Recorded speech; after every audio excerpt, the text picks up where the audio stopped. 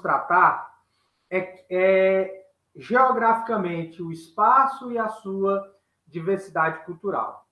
Então, há uma vivência desses povos datada até 1492.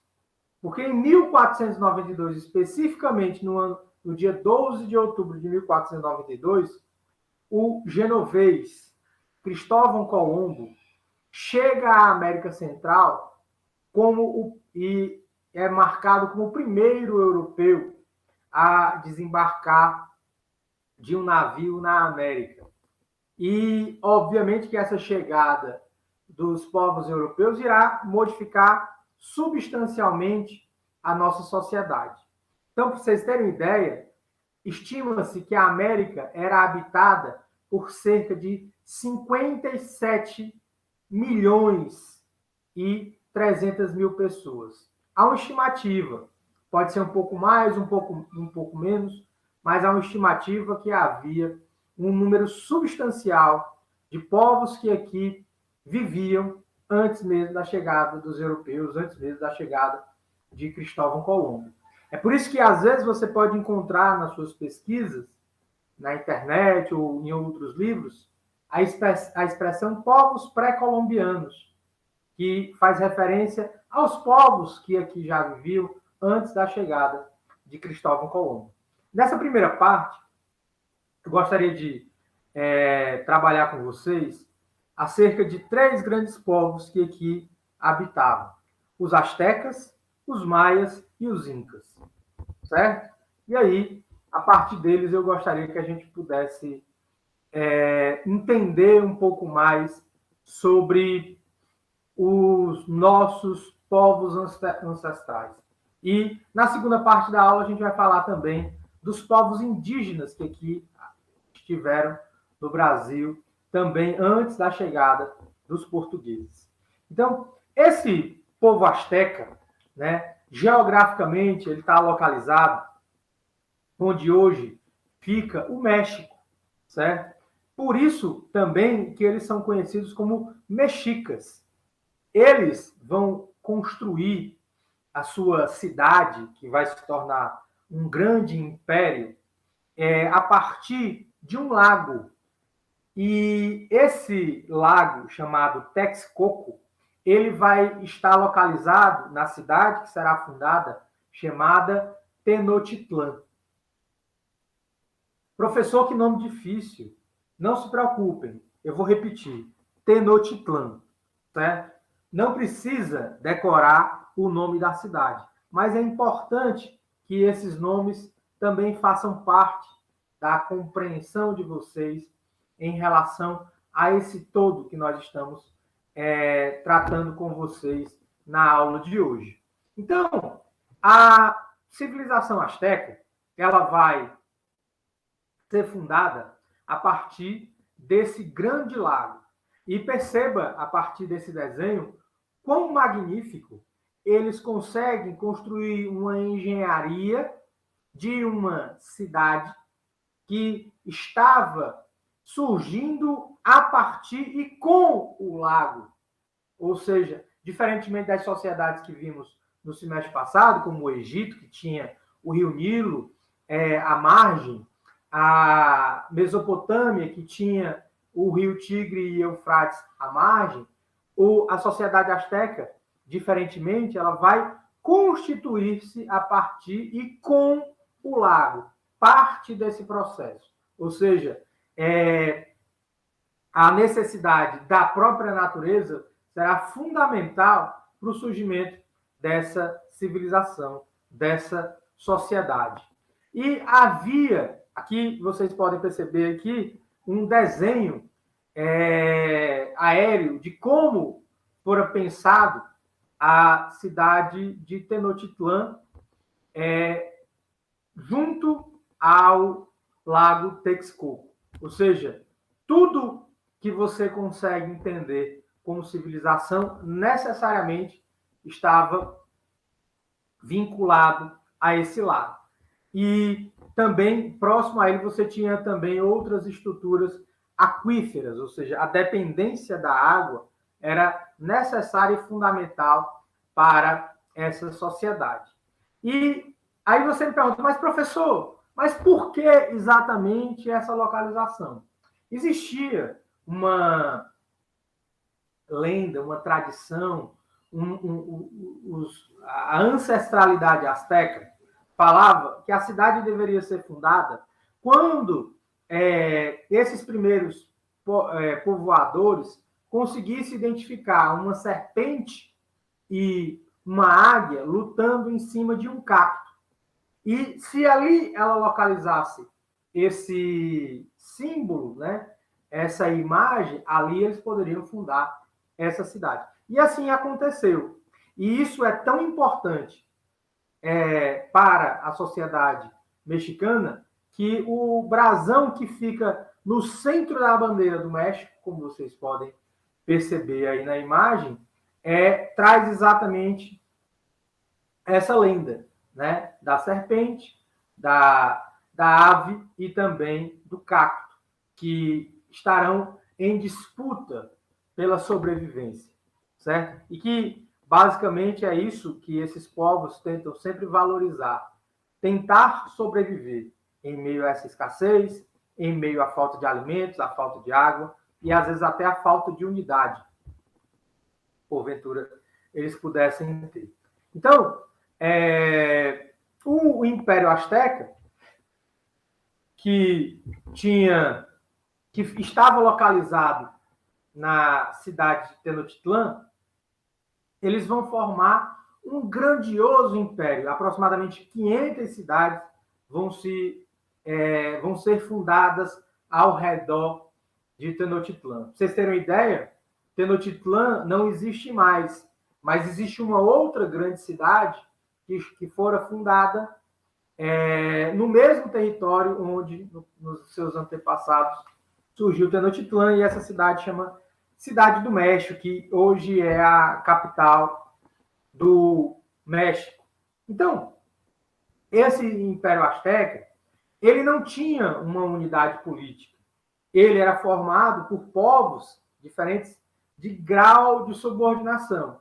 Então, é até natural que houvessem algumas divergências, porque essa unidade que nós já percebemos que havia, por exemplo, no Egito, em decorrência do faraó, aqui você não conseguia perceber, porque muito dessa ideia de unidade se dava também a partir da sua fé, da sua religião. E eles eram politeístas. Então, alguns povos eram administrados por governantes astecas, outros pagavam tributos a esses que os governavam, e outros só pagavam à força.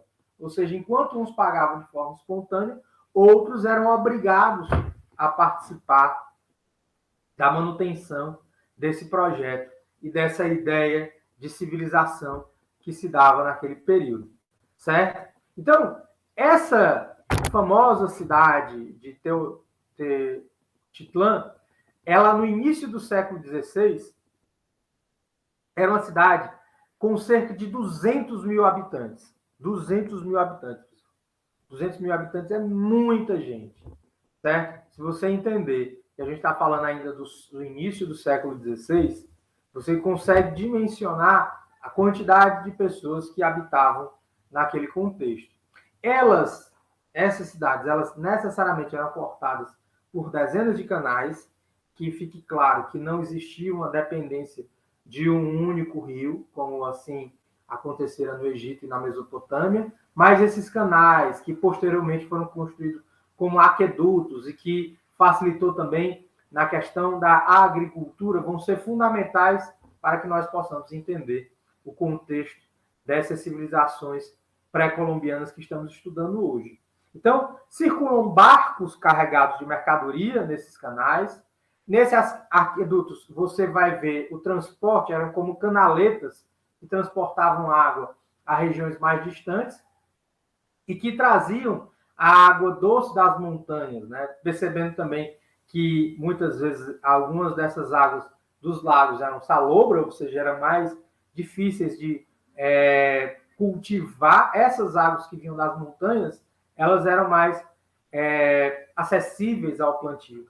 Então, eram cidades que necessariamente tinham muitos templos, a religião era algo muito central para a sociedade asteca, e ela manteve a sua hegemonia até 1521, quando ela sofreu a sua primeira invasão de europeus, mais especificamente espanhóis. Mas isso nós iremos falar mais adiante. Os povos astecas, eles também se utilizavam da ideia do esporte, né? Como um lazer e também como uma condição de saúde. Eles criaram uma espécie de modalidade que era uma espécie de futebol, basquete, vôlei, que era justamente brincar com uma bola e que essa bola deveria ser alçada a uma espécie de aro que era feita com pedras, né? E o nome desse esporte é o tlatilite, certo? É um nome um pouco difícil, mas que até hoje, nas apresentações culturais que acontecem no México, eles ainda repetem essas apresentações. Se vocês olharem para esse desenho, vocês vão entender mais ou menos como se dava, né? Uma espécie de carimba, onde cada grupo ficava em um lado e que ele precisava acertar nessa espécie de aro, e a comunidade acompanhava ao redor, torcendo, né, vibrando com os acertos daqueles que praticavam esse esporte. Também lembra muito o carimba, lembra muito o basquete, o vôlei, ou até mesmo o futebol. Essa imagem é uma imagem atual, onde você vê turistas caminhando por esses espaços arqueológicos, e você pode ver ali em cima que ainda foi preservado esse espaço onde era lançado a bola como uma forma de lazer, como uma forma de atividade lúdica. Então, não achem que o esporte e a saúde é uma condição dos nossos tempos, né? Ou seja, desde dos povos mais antigos, eles também inseriam dentro da sua sociedade a prática do lazer, a prática do esporte, certo? Os astecas tinham uma grande paixão pelo esporte, como já falei. Eles utilizavam das suas práticas de competição e de disputa, mas também de lazer, o tlatli, né? Mais do que diz respeito à questão da saúde, eles utilizavam muito as questões do cotidiano, ou seja, as raízes, as plantas, elas eram fundamentais para tratar a saúde da população. Então, quando uma pessoa estava doente, você sempre encaminhava essas pessoas a curandeiros, né? E que essas doenças, essas feridas, elas seriam tratadas com remédios à base de tudo aquilo que a natureza oferece, como a gordura animal e também como plantas medicinais, que são fundamentais para uma vida saudável. Era no tempo asteca e continua em nossos dias. Se você caminhar aqui folheando o livro de vocês, vocês vão se deparar também com um povo chamado Maias, que esse em especial, eles não tiveram contato com os europeus, eles acabaram morrendo antes mesmo da chegada dos europeus. Geograficamente, eles estão localizados ali ao sul do México, onde hoje é a Guatemala, ali na América Central. Também lá foram encontradas várias cidades antigas. Eles viviam de forma espalhadas, né? Os vários grupos tinham uma certa autonomia política, jurídica, social, né? E também, com o tempo, eles passaram a ocupar as ilhas que estavam nas cercanias do território de Yucatán, certo? Então, mais especificamente aí nesse mapa, você pode localizar onde habitavam os povos maias. E aqui, mais especificamente, você vai ver essa parte superior é o México. Essa parte em vermelho é onde hoje é a Guatemala, onde a gente vai encontrar os maiores resquícios da civilização maia. E aí, o que é que os maias deixaram para as sociedades que vieram posteriormente a ela? Ainda que não tivessem tido contato com os europeus, eles construíram uma civilização extremamente moderna, avançada para o seu tempo, né? Então, os maias eles viviam da caça, da pesca e também da coleta de vegetais que havia na própria floresta.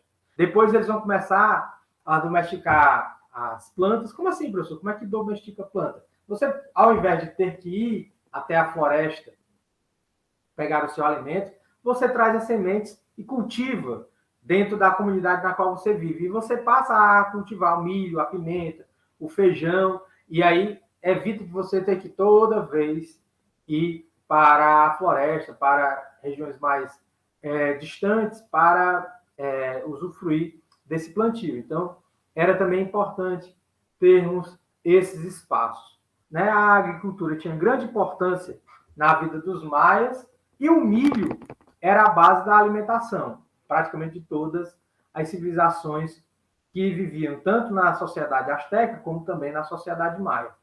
E também os maias inventaram o chocolate, não o chocolate necessariamente que você toma hoje, porque o chocolate era um privilégio de só quem poderia tomar era a realeza, eram as grandes lideranças da época. O chocolate da época também ele tinha um sabor mais amargo, mas de qualquer maneira é uma invenção dos povos maias. E eles viviam em forma de cidades-estados, que eram independentes entre si e que, em decorrência de alguns conflitos com outros povos, eventualmente eles passavam a unir-se para, sobretudo, celebrar as divindades, que eram várias, porque também os maias eram politeístas. Os maias eram excelentes construtores e foram inventores de um tipo de cimento extremamente eficiente, que permitia, inclusive, colar as pedras em suas construções. É mesmo, professor?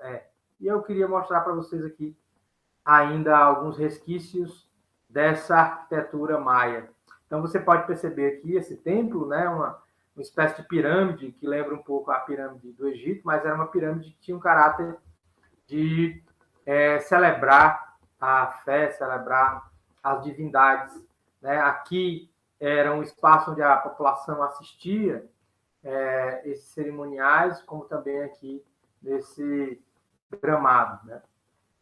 Também era onde eles se aglomeravam. E o terceiro povo, que acho também de suma importância nós falarmos na aula de hoje, são os Incas, né? Os Incas que geograficamente vão estar localizados na América do Sul, ali, desde onde hoje é a Colômbia, chegando até o sul da Argentina. Ou seja, toda essa região será o embrião das civilizações incas, que vamos também falar no dia e na aula de hoje. O mito inca diz que os incas tinham uma origem divina, que eram chamados filhos do sol, ou seja, as lideranças incaicas se autodenominavam filhos da natureza, do próprio sol. Esse sol que nos brinda com sua beleza todas as manhãs, segundo a tradição dos incas, eram os pais dos filhos daqueles que governavam a sociedade inca. Mas hoje se sabe que por volta do ano de 1400, os incas viviam também da agricultura, do pastoreio, e, sobretudo, eles utilizavam terras altas, porque é uma região extremamente montanhosa. E é justamente ali onde vai surgir a principal cidade da civilização inca, que na época era considerada a capital, que é justamente a cidade de Cusco. E é justamente em Cusco que eles construíram o maior império indígena da América, superando inclusive o Império Azteca e também os maias, que não chegaram a ser um império, era apenas uma sociedade. O primeiro Sapa Inca, ou seja, o primeiro imperador, ele chamava-se Pachacuti. O professor tem que decorar esses nomes? Não, mas sempre é bom falar para que esses nomes passem a fazer parte também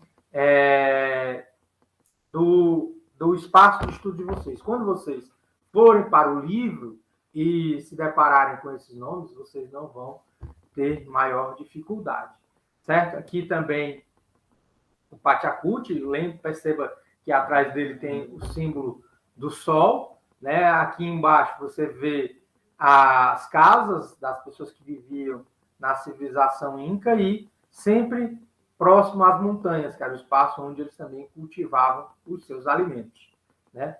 As cidades incas, além de Cusco, posteriormente foi descoberta uma outra grande cidade chamada Machu Picchu, que inclusive é um exemplo da capacidade arquitetônica dos incas, né? E desenvolveram também um sistema de estradas que servia de transporte e que era uma espécie de correios da época. Talvez Machu Picchu, antes da pandemia, fosse um dos lugares mais visitados da América, sem sombra de dúvida, né? Que fica, Machu Picchu é um dos patrimônios da humanidade que fica próximo à cidade de Cusco, no Peru, certo? Aqui você pode ver uma imagem de Cusco, certo? Uma bela imagem, e que ao chegar a Cusco você tem toda uma trajetória para conseguir alcançar Machu Picchu, que é essa cidade que vocês estão vendo agora. Assim, belíssima, uma cidade espetacular, mostrando que a sociedade inca era extremamente evoluída em seu tempo, né? Ela não precisou de nenhum auxílio europeu para que pudesse construir e constituir tamanha beleza na sua arquitetura, e não somente nisso, também na sua agricultura para a manutenção desse povo, certo?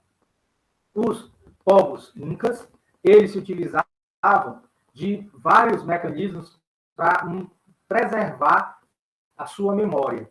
Lembrando que as civilizações pré-colombianas, maias, incas e astecas, eles não utilizavam-se da escrita, e cada um tinha o seu mecanismo de preservar a sua memória. Em especial, os incas tinham o quipu, né, que é uma espécie de trançados de rede, onde cada linha e cada nó que era dado a esses cordões representavam uma informação. Então, esse cordão no qual eles estavam amarrando, eles tinham tamanhos diferentes e também nós diferentes. E cada nó e cada ponto no qual ele era amarrado, isso significava uma forma de se comunicar para com o seu povo, né? E também eles tinham cores variadas, né? Percebe-se que as sociedades pré-colombianas, elas se utilizam muito da variedade de cores. O Quipu registrava tipos, quantidades de produtos armazenados, datas, número da população, a quantidade de pessoas que ali viviam, a quantidade de animais, aquilo que era armazenado, tudo isso era registrado pelo Quipu, certo?